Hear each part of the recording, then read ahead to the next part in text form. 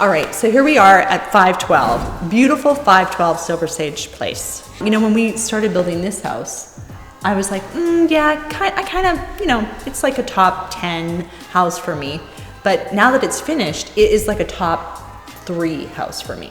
It's funny because 1408 was the last one we talked about, and it was such a nice house. All the trades loved it, and then when we started building this one, it has an angle in the house to capture the view, more panoramic and stuff, and people just kind of found it frustrating and stuff to build that way, but now that it's finished, it's almost becoming more their favorite. It's got a little bit bigger kitchen, and you've got the view down to Okanagan Lake. You know what's so fun about that kitchen is when we were framing this house, we did not have that window on the plan.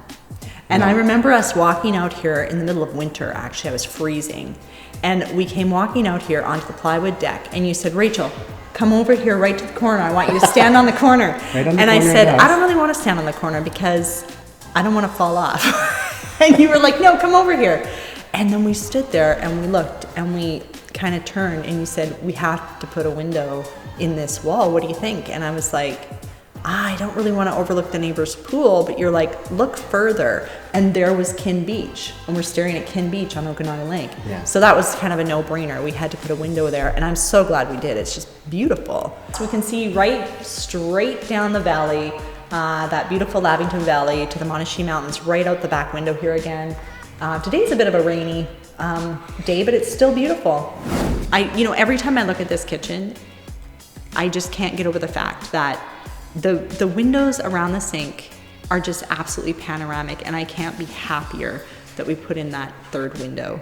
Another thing that I absolutely love about that kitchen is the backsplash again. That backslash's name is Julian, of course, from our favorite tile supply, hardwood supply place, Arden Tile. We love it, and Christine helps us out there all the time, and we just really appreciate that she suggested that tile because it's perfect. It plays right into the design that I love of texture and style.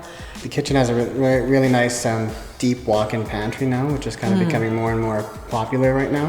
It has a big L shape in there so you can access everything so conveniently off the kitchen as well. And then of course a large, beautiful island, beautiful pendants. The lighting in this house was really fun to pick out as well. You have a really nice view out of the bathtub. Yeah, I mean, of course. Big You window have to that you have can see that it. because that's priority one. When you're in the bathtub, you have to be looking out at an amazing Look at the view and watch all the deer eating. Otherwise, what's the point of bathing? But at the same time, not everyone can see you, so it's good that way. You know something else that we did in this house that was a little bit different? We floated the glass shelves in the last house because I just wanted to see what it would look like without actually having them built in with wood surround. And I liked it. I really, really liked it. It was very, minimalist look to it. But here we decided to do built-ins again, but we wanted to add a little bit of an element of design to it so that, it's not just like glass shelves within a box. So we decided to curve the top and do a little bit of an archway effect to it. And I think it turned out really nice. It's not overly decorative. It's just really minimal, white again, clean design. There's no doubt about it. This house is in an amazing location. Well, it's got the golf course. It's just right above us here. And they're supposed to be building a whole new clubhouse and shop and everything. Right now they have kind of the temporary tent set up there. And so that's supposed to happen in the next year or two. So it's really, the rise is on the rise. Yeah, I mean, they'll be getting rid of that and it'll be transitioning into quite a bustling little neighborhood. So it's a 2-bedroom, 2-bath on the main, and then there's another 2 bedrooms and bathroom finished downstairs along with a rec room.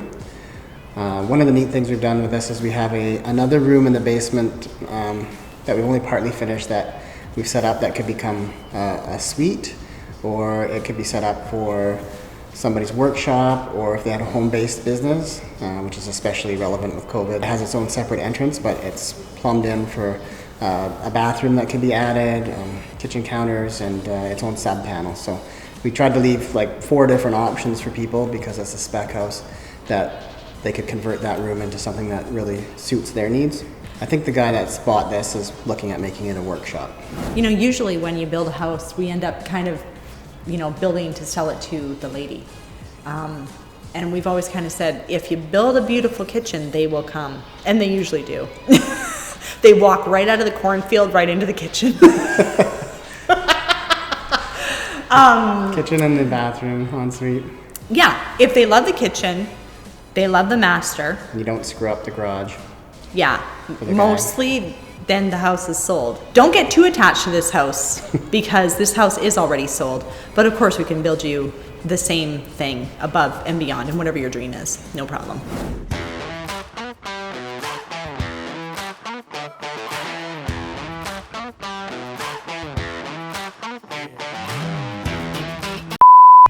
And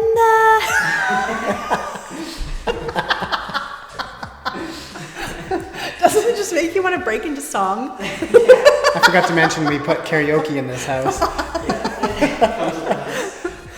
Yeah. Now we do the famous scene where you run up and I catch you.